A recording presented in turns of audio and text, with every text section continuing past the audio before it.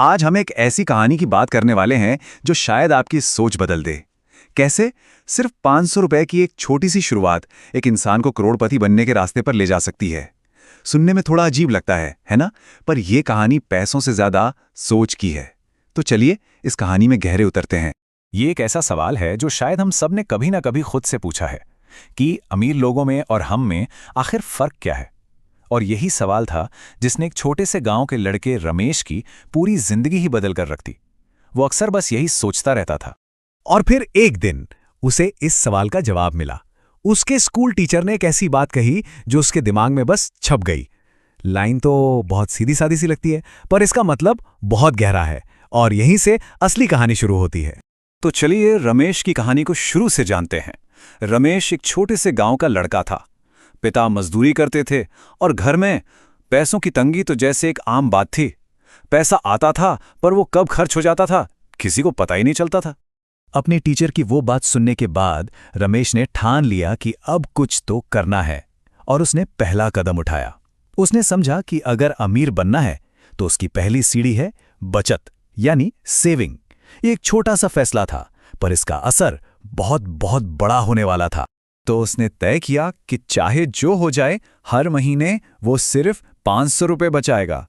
जी हां, सिर्फ 500 रुपए। रकम कोई बहुत बड़ी नहीं थी, है ना? लेकिन शुरुआत करने के लिए ये काफी थी। अब जब उसने ये बात अपने आसपास के लोगों को बताई तो जाहिर है सब हंसने लगे। कहने लगे, अरे भला 500 रुपए से क्या ही कर लेगा। पर रमेश ने किसी की नहीं सुनी। उसे अपने फैसले पर पूरा यकीन था। और फिर देखिए अनुशासन का कमाल।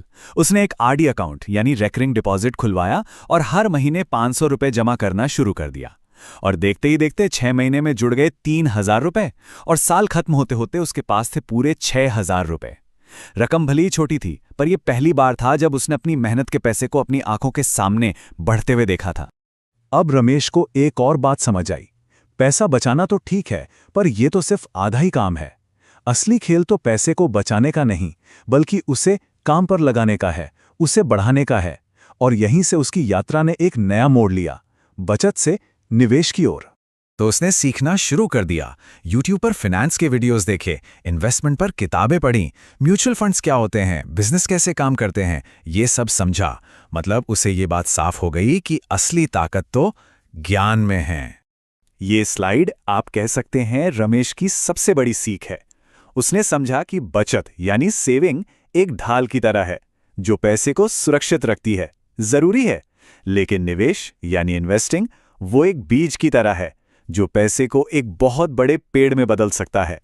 और यही वो सोच का बदलाव था जिसने सब कुछ बदल दिया।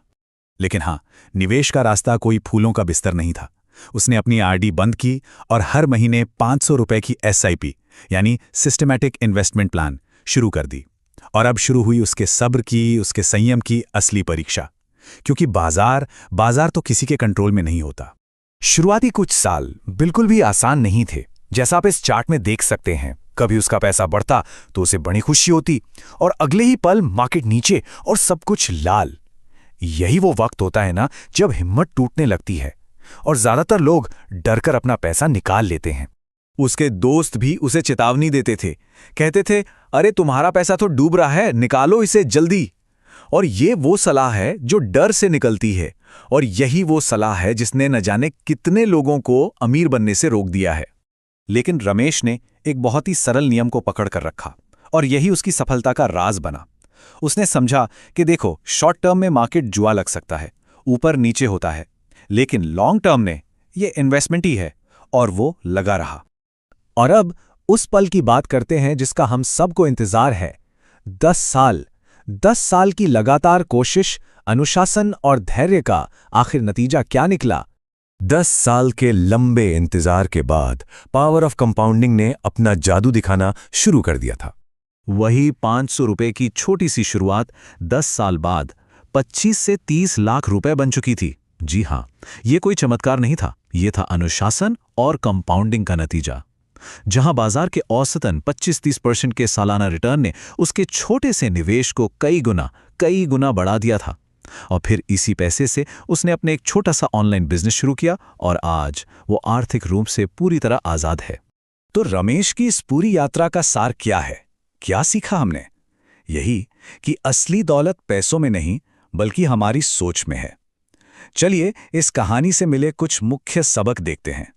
अमीर बनने के लिए बहुत बड़ी सैलरी नहीं चाहिए, बल्कि एक बड़ी सोच चाहिए। पहला कदम, बड़ा सोचो।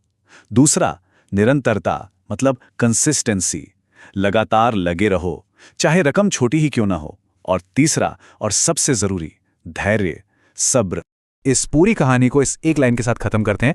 पैसा सच में पेड़ पर नहीं उगता, लेकिन अगर उसे निवेश की सही जमीन में बोया जाए और धैर्य के पानी से सींचा जाए तो वो एक दिन दौलत का पेड़ जरूर बन जाता है।